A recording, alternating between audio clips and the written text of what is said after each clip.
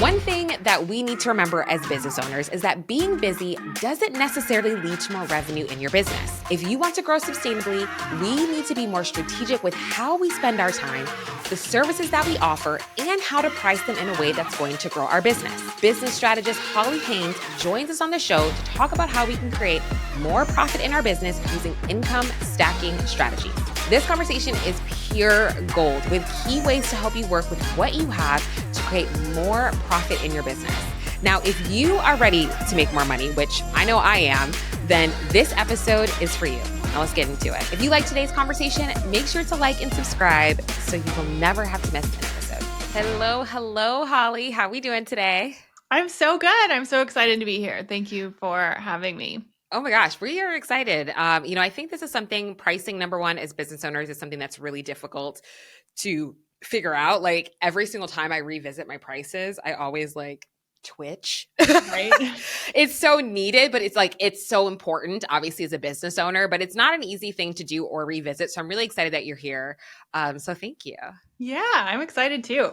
Yes. And so one thing that, we always hear in entrepreneurship is busyness isn't a badge of honor, right? And I think all the time as business owners, we find ourselves busy, but are we busy to where it's moving us forward in our business? And so I wanted to ask you, have you found yourself in times of busy where it just really didn't equate to the money that you were bringing in your business? And if so, what did that look like?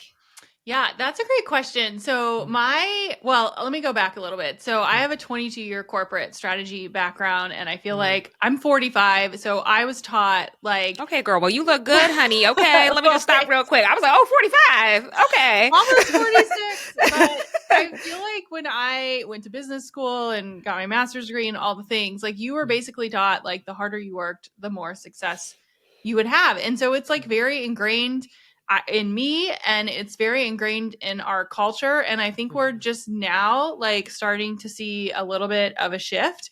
And so when I transitioned to entrepreneurship, my whole goal, and I think a lot of our goals is, well, I don't want to work 70-hour work weeks. I want the time freedom, right? But then what happens is you get in this oh, I need to do these 17 things. We were just talking about launching before this. And then all of a sudden your days are 20-hour days. And you're like, wait, this is not what I wanted. And so one of the things that I teach is to create capacity in your day and in your weeks. And what that looks like is I have found that when you can create just a little bit of white space, it might be walking on the treadmill without your phone. That's what my white space was yesterday. Can you go downstairs to the basement without your phone, work out? What comes up for you? And so I think for me, it's not a specific example, but as I exited corporate, I had to create the time to feel the feelings, really. Because I think a lot of times we work more to cover things up. I don't know what your human design is. I'm an Enneagram 3. I could totally get into all of that, but I like to work. Work feels good to me. I've been programmed that if I work more, I'm going to do better. And I think what I found was the more capacity, white space I could create, whether through walking on the treadmill, going on vacation, having lunch with friends, the better ideas I got and the more passionate I was about what I was doing. And I was actually talking about this to some of my clients yesterday. And I was like, I can teach you strategy until I'm blue in the face. But if you aren't excited about it and you aren't aligned with what you're doing, you can work and work and work and it's not going to work because people are going to feel it. They're going to see it. And so I think there's this, I don't like the word balance, but almost a mix of figuring out what you're really excited about, but then sort of allowing yourself to have some white space in your schedule, whether it's an hour a day or a Sunday off social media, whatever that might look like, so that you can allow yourself to feel the feelings and really think about, well, what do I really want to be doing? And what's happening? So not a specific example, but I think answered your question. Yeah, but I think that's so good though, creating that space, that white space to feel all the feelings, because a lot of the times we find ourselves just, especially in those busier seasons of our business where we're just constantly go, go, go, go, go. And creating that space to actually really check in with yourself of do I actually really like what I'm doing or why am I doing this? I think is so key. And I'm just thinking in my mind, I'm yeah, I'm guilty of that too.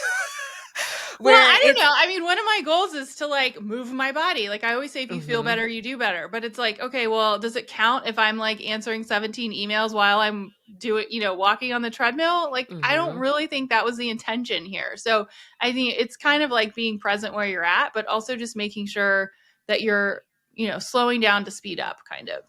Yes, that's such a good point. Slowing down to speed up, because I think that's just so important as business owners. And I think that constant just introspection, I don't even know if that's a word. I hope so.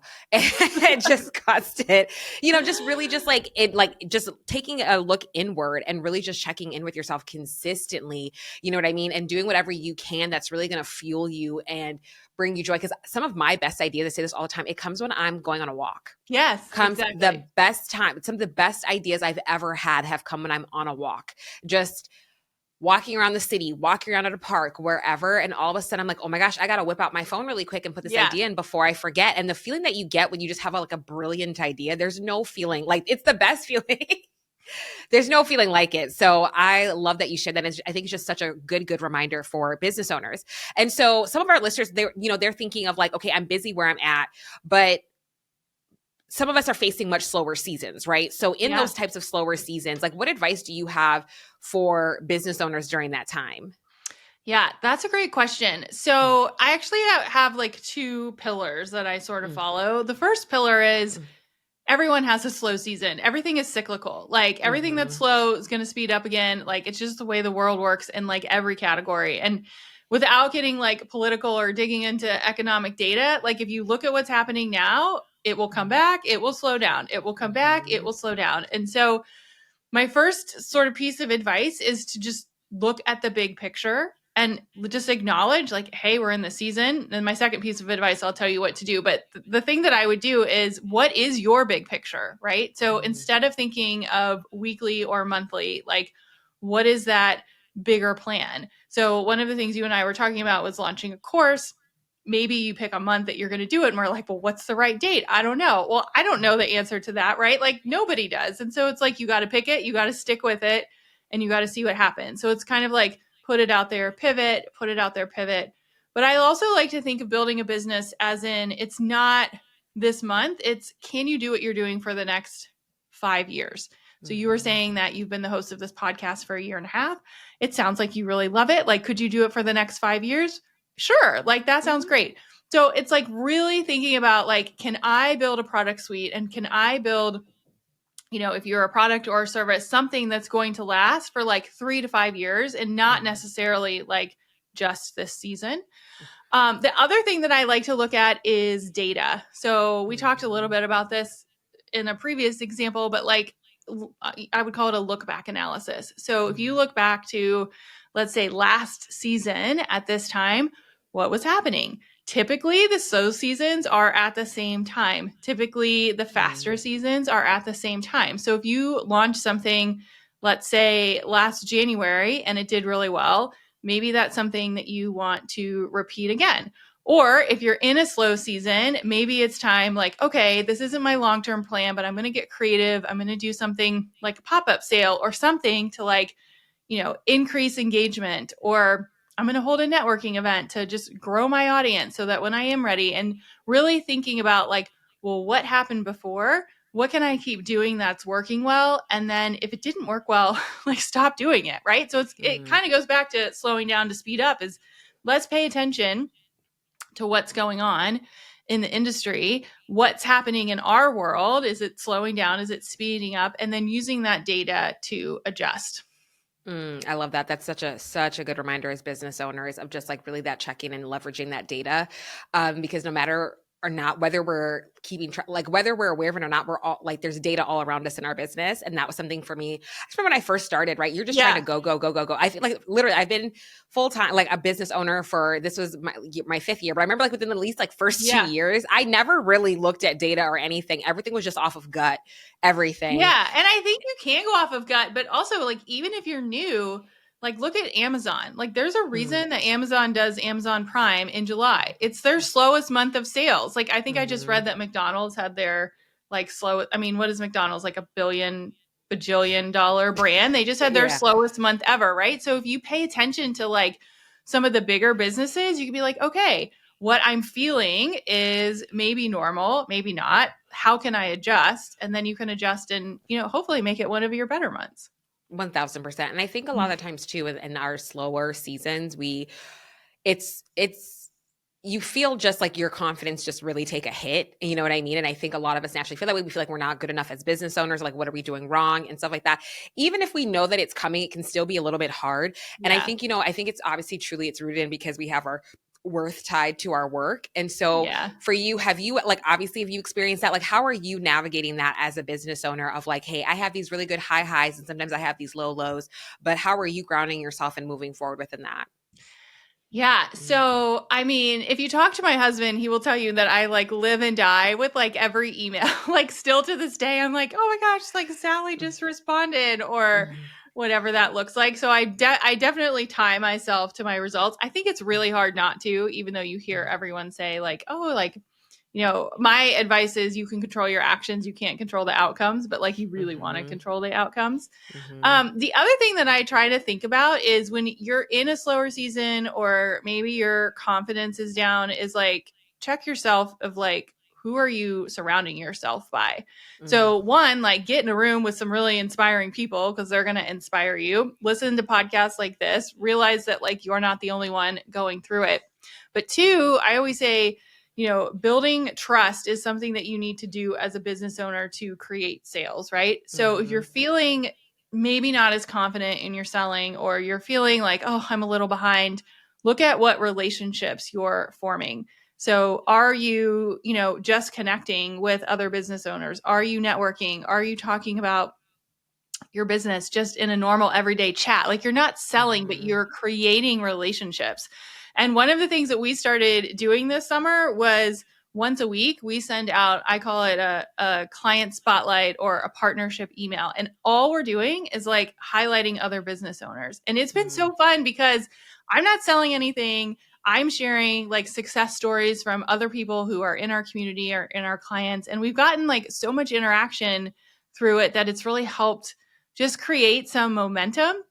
At the time of this recording, the Olympics are going on and Simone Biles just won, I can't remember, a silver medal, but the other woman from Brazil won the gold medal. And it was this amazing moment where they were all cheering each other on. It didn't matter if they were in first or second or third place. And so I would try to think of your business sphere like that of how are you helping other business owners? Because they're going to remember that when something comes up and they think of you.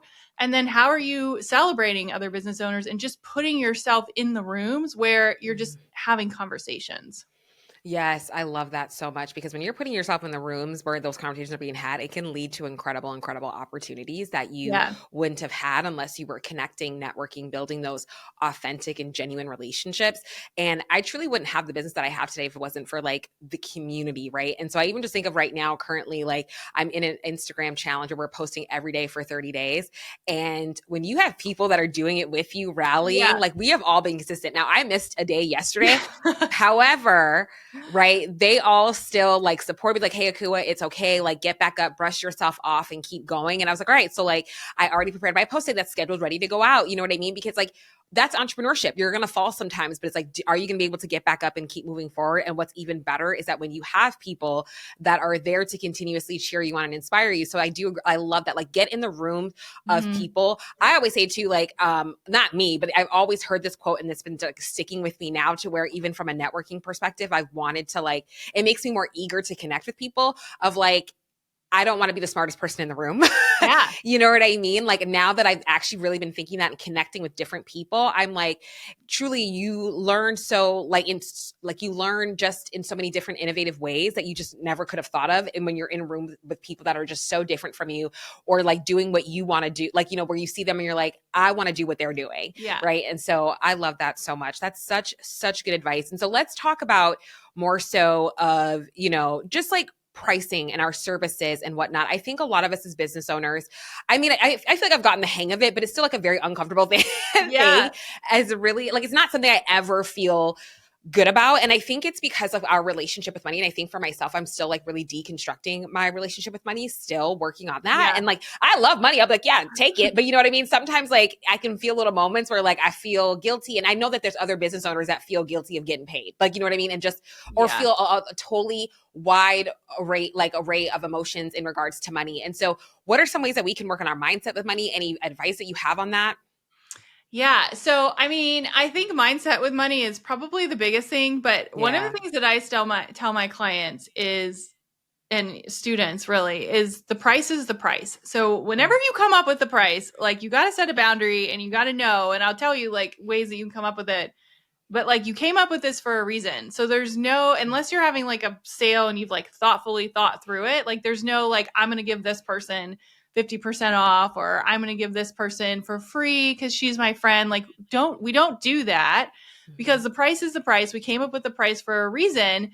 And I feel like whatever the price, if somebody is giving you their credit card and they're invested in it, they're valuing your time. And so there's this like currency that happens, which is like a little more of the woo side of like, okay, I am really excited to invest in this, and I'm really excited for Holly to help me, and I on the other hand am like really excited that this person invested, and so we feel better about it, as opposed to like, oh, I'll just give it free to free and we'll see what happens. Like, it's just a different vibe. And I'm not saying you shouldn't give things away for free, but there should be some thought that goes behind it. So one of the exercises that I like to do, and I usually do this a couple times a year, is I think about, okay, how many hours do I want to work a year? So like figure out how many hours you want to work a week, ideally, and how many hours you want to work a year. And then think about what's the ideal salary that I want to make, right? And this is just like, we're baselining it. So let's just pretend that comes out to like an hourly rate of $500 an hour. That does not mean that you're charging everyone $500 an hour. But what it means is when you're giving away your time, you're giving away $500, right? $100. Yep. So it's just like a different way of thinking about it. Like, I was so excited to be on this podcast. To me, that's worth it, right? Like, that's worth giving away my time. But is it worth giving away your time to somebody who's like not invested in learning, and you're just like giving your time and hoping that they're going to follow along? And so for me, it's like a really great exercise to be like, okay, well, this is what my time is truly worth. And then I think when it comes to pricing, the way that we've done it in our business is, if you're newer in business, you have to start somewhere. And I think you either start with like super low ticket, where you're just trying to get people in the door and you're trying to learn and you're building an audience and you're using that data to ultimately build a product suite that makes sense for you. So you're using it as data, kind of like we talked about at the beginning. Or what we did was super high ticket, right? Like, I was working in corporate. I didn't have a lot of time. I was like, I don't have time to listen to a course, so I'm not going to teach a course. That doesn't make sense. I'm going straight into hosting a mastermind because I'm going to use my corporate strategy background, and we're just going to like dig right in. So in this case, I looked at, well, how much time do I have? What are my goals?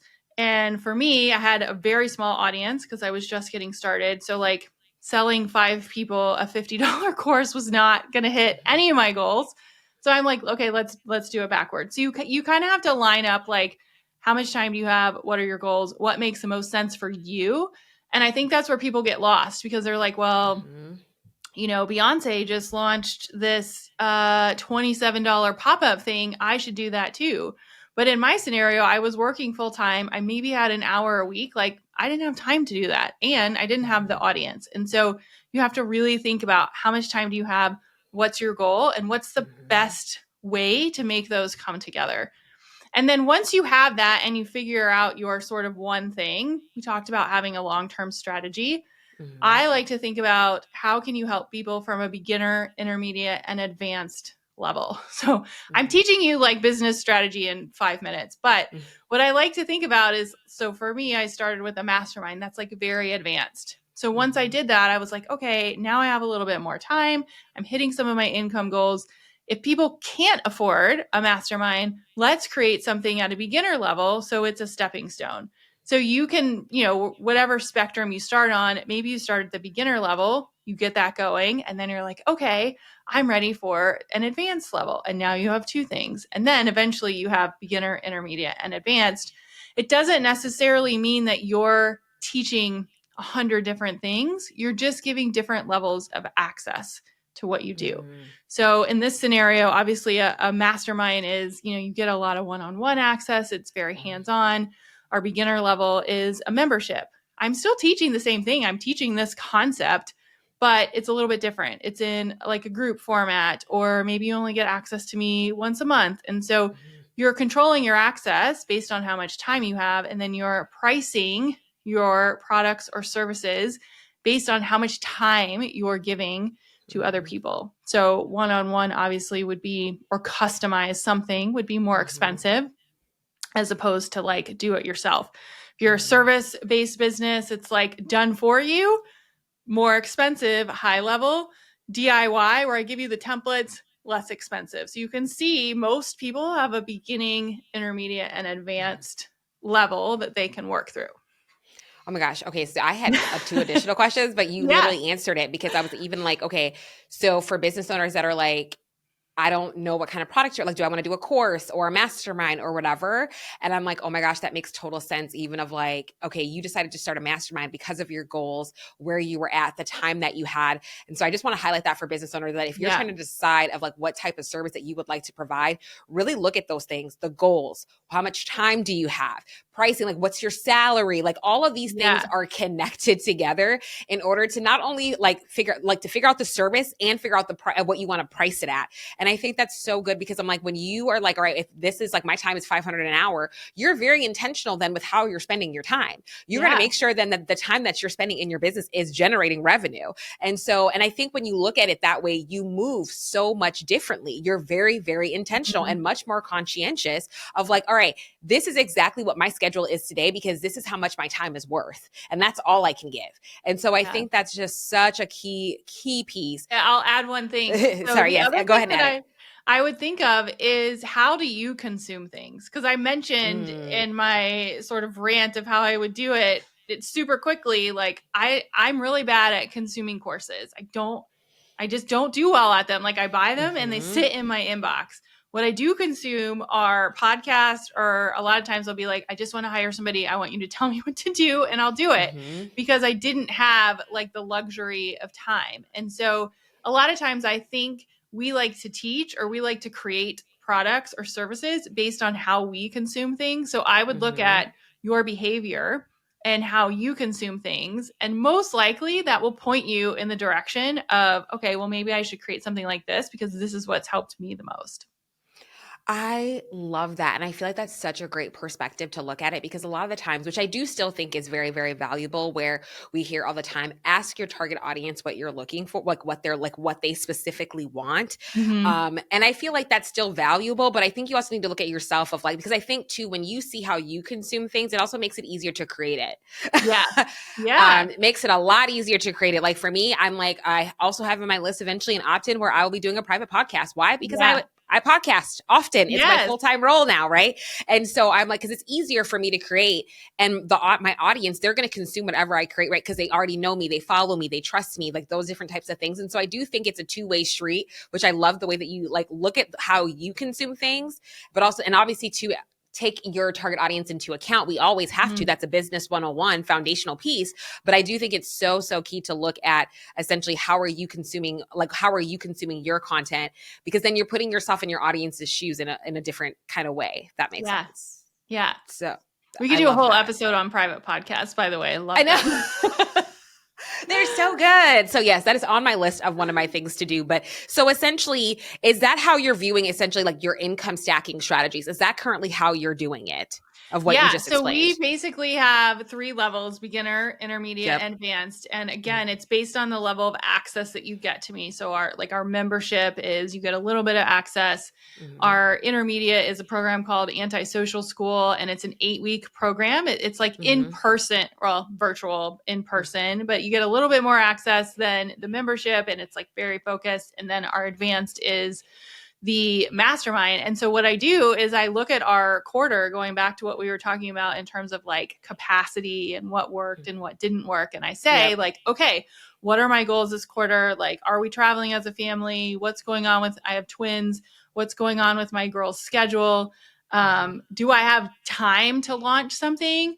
And then really thinking about like what product fits the best with our goals and our schedule. And then we sort of work towards launching that. So we typically do like one launch a quarter, maybe. But the nice thing is now we've created this like repeatable process where Yeah. like we're getting ready to launch Anti-Social School again. It's the 7th time we've launched it. Like we're doing it a little bit differently based on what's going on in the, environment of the month, right? But it's like it's not as hard if you are creating these repeatable processes where you're doing it over and over again.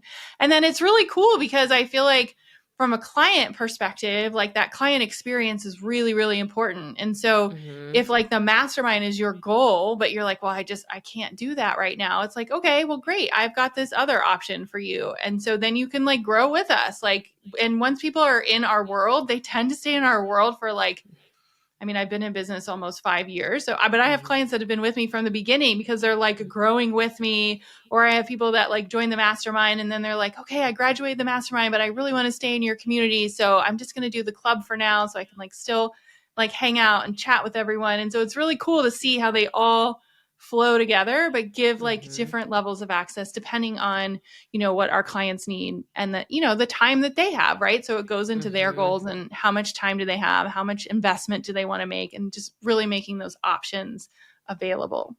Oh my gosh, I love that so much. But I love how you like, because I started similarly. I have a high ticket offer. That's been my main offer. Yeah. And now, which has been great, but now I'm actually going into now lower ticket offers. But I started the same way where I have how like you started with your mastermind and then you went down. Because it was always told to me like you start low and then go high. And I was like, well, I really like this product. I feel really passionate about it. So I'm going to start this way. But I think again, it just speaks to the fact of like, as a business owner, like really do what's best for you and what works for you and what truly is aligned. So yeah, because I always felt guilty that I was like, oh, well, I'm starting up here. Yeah, and it's really different for everyone. I mean, I have Mhm. some clients that have like come from network marketing and they've got like 100,000 followers or something. So like a low ticket thing for them would work great because they already have the following.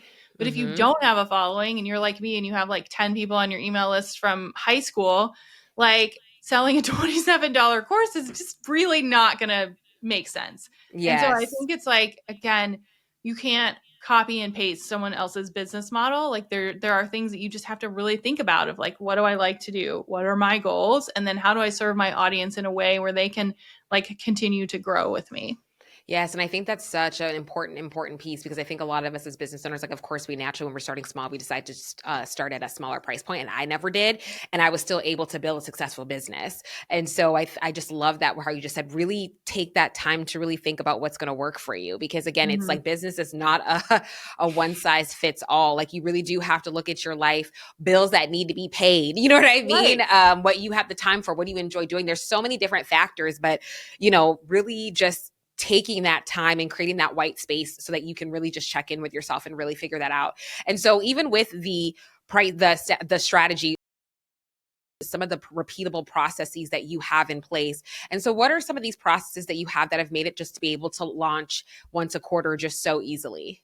And I mean, obviously Yeah. this work, but like, I just made the know. Yeah, process no, at these least a are little bit great more. questions. Yeah. So I would say the first thing, and I did not do this at the beginning of our business, and now I feel like we're getting better at it, is I have a what I call a quarterly and a monthly planning session. And so every quarter we sit down. It's my husband and I, because he helps us on the financial side, and I have an executive assistant. And we sit down and we're like, okay, what worked last quarter? What didn't work last quarter? Like, how are we feeling? Like, and it just like helps us put into perspective of, okay, we're just like slowing the airplane down and we're going to make sure that we're like going in the right direction. So that would be my number one focus. If you don't do it quarterly, do it monthly. I also do a monthly every Monday morning. My husband and I sit down and we go through like what's happening for the week. You can do it from a family, from business. We do both because I feel like it's all just mixed together. But it's like, okay, this is our number one goal for the week. This is what we're focused on. This is why we're focused on. And again, it just makes sure that like the plane is flying in the right direction and you're not like going off track. The other thing that I would say, and kind of goes back to what we were talking about, is just like looking at the data. So like how many new people are on your email list? What's your open rate? Like what's happening with your social media? Like really paying attention to, oh, wow, this, content did really well, or this didn't do as great. And just paying attention to what people are thinking. And then again, it doesn't mean that you do what they want all the time, but it's like merging the two of like, these are our goals. This is what people are liking. Like, how do we sort of bring it together? Mm-hmm. So I would say those are probably the two biggest ones. Um, I think it's just really important to be able to, again, if you're like playing and like they always entrepreneur fixing it while you're flying it, like just pull off to the side of the road for a minute, pay attention to what's happening, and then come back. And then based on that, we choose what we're going to launch. And then the last couple of years, and you can do this after even your first launch, like document what happened. Like we just did a pop-up sale for July. And after it was done, I opened a Google Doc and I wrote down, like, this is what we did. This is how I felt afterwards. This was our outcome. So that next year, when we're looking at the data and we're like, okay, what did we do last year? What worked well? What didn't? I can go back to that document and be like, oh, I remember this. Like, this worked great, but like, let's do it a little bit differently, or let's change it up. And so I think just, it doesn't have to be this like fancy process, but just like really paying attention to like what you did so that you can come back to it and continue to do what works and then not do what didn't work. Yes. Oh, that's so, so good. Just so many key reminders that business owners can take away with that. I think just that quarterly, I do quarterly, but also too, I try to do once a month. But I think again, like checking in, and that works really well in your business of like, okay, here's the goal. This is why I'm doing this. I always have my checklist, of course, of like what I want to get done. But I think again, that's just so important because again, if you are not entirely confident about the direction that you're going in your business, it's okay to pull over and recalibrate. There's nothing wrong with that. As long as you're going in the right direction that you feel good about and that you are seeing success in your business, like that's what truly matters. A question I do have with the income stacking is when it just in between is like, what do you look at or factor in when you're wanting to add in another income stack? Yeah. I mean, personally, I don't want to add anymore because I got 3 now and I feel like it took me a while to get like all 3 going. And like with any well-oiled machine, you got to go back and like fix them, right? So like one of our goals this year is like we're going back into each product and being like, okay, like does this still make sense? Do we need to change it? Like different things come out. So I don't think, I just think eventually, and new in business, you have one and you start with one and then you add on. If you're long in business, then you definitely want to have like a beginner, intermediate, and advanced. You can play around with things if you have time, but I think it's like really making sure that those work, because if they do, you can just swap them in and out and you don't have to create anything else because you're serving people at different levels. They have the choice. And then, they're not getting tired of you talking about the same thing all the time because you're switching it out. Like sometimes I'm talking about the membership. Sometimes I'm talking about our anti-social school process. Sometimes I'm talking about our mastermind, and we'll like talk about retreats for a month. So it's like people don't get tired of it because you're switching it and it's not too much to manage. I feel like if you have 100 different offerings, then it gets really confusing and you're always having to start from scratch. Where if you've got these like tried and true, signature offers, you can go back, you can improve them, you can change them up, right? You can rebrand them, like you can have fun with them, but the base kind of stays the same. Oh, I love that. That's such a good reminder that you can have fun with what you already have, like work with what you already have. You don't have to reinvent the wheel. And I understand sometimes in business, you have to start things from scratch, but it's like, if you already have some key services in place that just need to be refined and tuned, then lean into that. So then you can be able to sell it and change it, right? That I think it makes it easier to be much more creative as well. So I absolutely love that. And I think that is so, so helpful. So what is next for you in this season of business? Yeah, great question. So we're getting ready. We do have a private podcast. It's called Ditch the Social Drama. Ooh. I love private podcasts. It's really fun. It's how I consume things. And we have a new series coming out called It's Not Your Launch, It's Your Audience. So this is a great example. This is our like intermediate offer. our lead into it is the private podcast, Ditch the Social Drama. And instead of creating something brand new, I was like, well, let's just create a series inside something that we already have. So we have a brand new podcast series coming out, and everyone, we hit record those fall and winter launches, because if you don't, it doesn't matter what price everything is, like you're not going to have anyone to buy. And so really audience to get purchase. I have, like I said, twin daughters who are 10, they're almost 11. And we made a goal when I left corporate to travel once a quarter. So it sounds like, oh, that's, easy. It's once a quarter, but every 3 months comes by pretty fast. Pretty quick. Yeah. So we're planning our next trip, and then we'll be launching our mastermind at the end of the year. Oh my gosh, so many exciting things. And I love that. I love how you just shared one of those examples of you just mentioned earlier how you love to consume private podcasts, and now you have one. I'm obsessed with it. It's my favorite way to teach. I feel like it's so easy, it's consumable. It's really fun. So yeah, I'm excited about it. Oh my gosh. Well, I'm definitely going to have to check it out, and we will make sure to link that in the show notes. And Holly, thank you. Thank you so much for this conversation today. So helpful. And if you are a business owner that is really looking to just, figure out your strategy, just take it one step at a time. Take one thing, refine it, tune it, work through it, and then go to the next thing. And again, really checking in with yourself to really make sure that this, you're going in the right direction. And so a question that we love to end every episode with is, what do you think is the biggest differentiator between the businesses that succeed and the ones that fail? Consistency. So I always say consistency trumps talent. You don't have to be the best in the game. You have to stay in it. And so we were talking about slow seasons. We're talking about taking vacations, consistency. And consistency could literally be an hour a day. It doesn't have to be crazy, but most people are not consistent. They'll go a little while and then they'll stop, and they'll go a little while and they'll stop. So if you're listening to this, keep going, because 90% of you will not.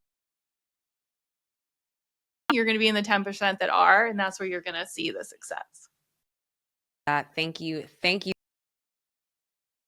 Want to support you, where can we find you? Yeah. So if you go to hollymariehaynes.com/profit, we actually have a whole masterclass on building your stacking strategy. It's really cool. We've got an income calculator. We've got a scorecard for you to track all that data that we talked about, and lots of bonuses sort of built in there. So you can check that out and add that to your supplemental routine of things that you want to implement this year. Oh my goodness. Love that. And thank you so much, Holly, for being here. This was so already I'm I got things I got to do. Thank you for having me. Absolutely. And for everybody listening, until next time. That ends our episode of the Independent Business Podcast. Everything we've discussed today can be found at podcast.honeybook.com. Head to our website to access for show notes, relevant links, and all of the resources that you need to level up. And if you've enjoyed today's episode, be sure to subscribe to the podcast to make sure you never miss our future content. Drop us a review and leave our guests some love on social. And thank you again for listening.